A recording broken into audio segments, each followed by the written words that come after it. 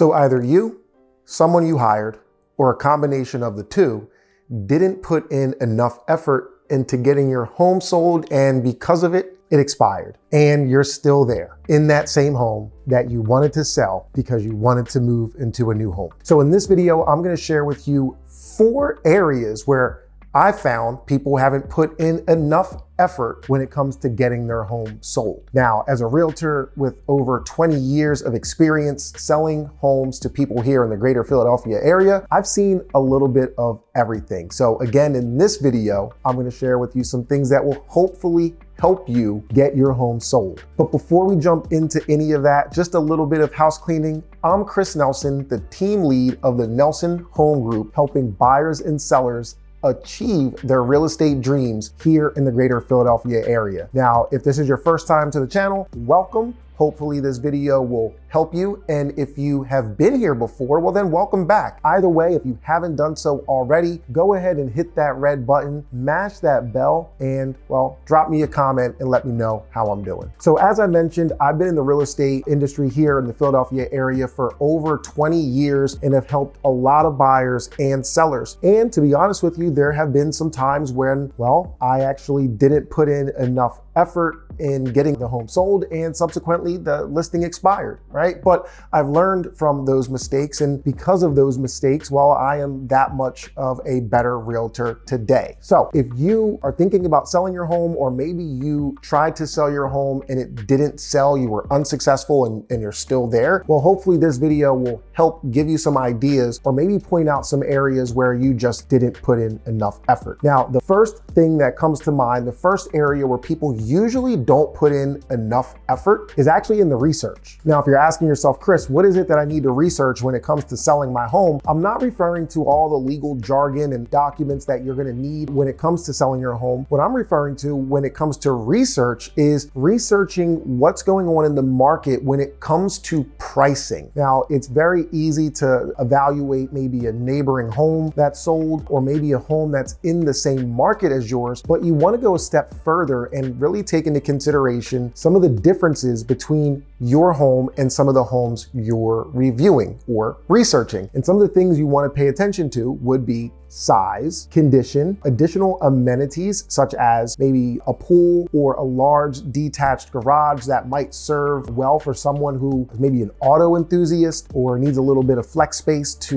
work, maybe a wood shop, any of these different things. And then either you're going to add value to your home if you find your home to be superior, or you're going to subtract if you find your home to be inferior when it comes to either size, lot size, location, and so on. But make sure that you're doing your research. And I'm sure if you go online and you Google how to evaluate or how to value my home, I'm sure there's a few things there that will help guide you through that process. Okay, so the second area where you just may not have put forth enough effort is marketing. Now, 2021 and 2022, you really didn't need to market a home for it to sell. All you had to do was just tell people that you were selling the home and maybe put it in the MLS. But regardless, moving forward, marketing is going to be extremely important. And I feel this is where a lot of sellers and listing agents really dropped the ball. I was talking to someone the other day who they were frustrated because their house had been on the market for about 6 months with their current realtor, and they were asking me my opinion on why the home may not have sold. And one of the first things that I noticed when I was doing this review or this audit was that the realtor had taken the marketing photos with their cell phone.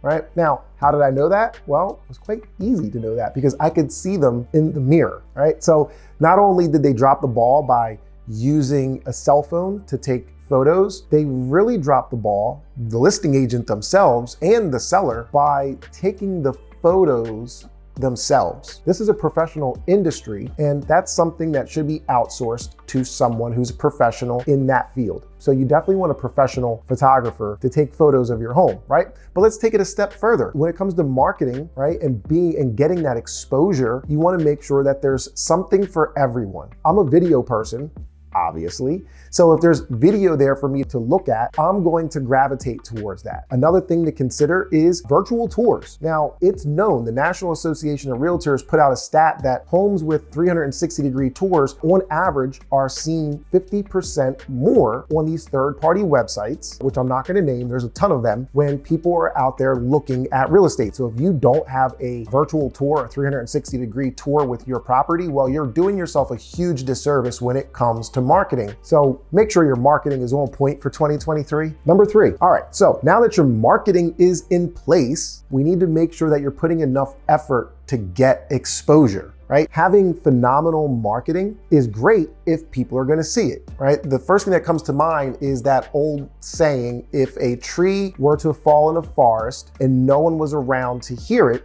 did it make a sound? Well, the answer is, who cares? Because no one was there to hear it or see it, right? Well, it's the same thing that comes into play when it comes to marketing your home. If you market your home and you have phenomenal photos and you have the most engaging video and the 360-degree tour, but it's not getting in front of people, meaning it's not being exposed to the right people, well, then what good is the marketing? So you also want to make sure that you have the means to create some exposure for your property. Is your property on the right websites? Is your property being emailed to the right pool of buyers? All of those things will help get eyes on your property, and by eyes, I mean exposure. So good marketing in combination with the right exposure is pretty much the secret sauce to getting people interested in your property. And last but not least, definitely not least, is, well, are your expectations unrealistic? Now, real estate is emotional. Trust me, I own real estate and I've helped many people throughout my career buy and sell real estate, so I know how emotional it can be and why you personally feel as though your house is worth more than the Johnsons down the street who just sold for $700,000, but the Johnsons also had a new roof, new heater, new kitchen, all those things that, well, your house doesn't have, right?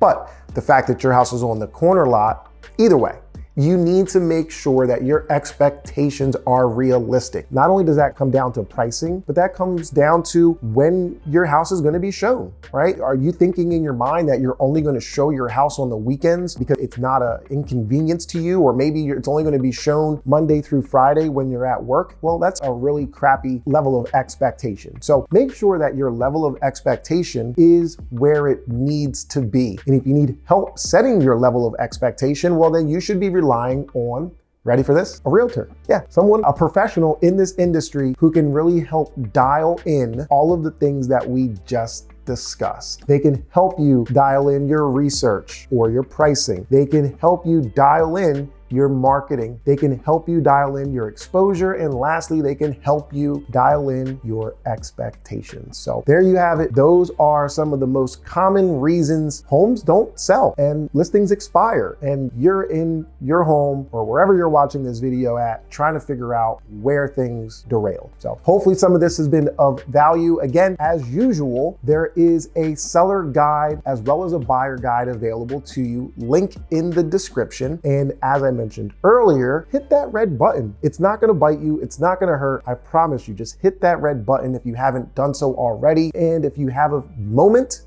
drop me a comment. Let me know how I'm doing. Let me know if there's content that you are hoping to see. That's what that comment box is for. So with that said, I'll see you on the other side.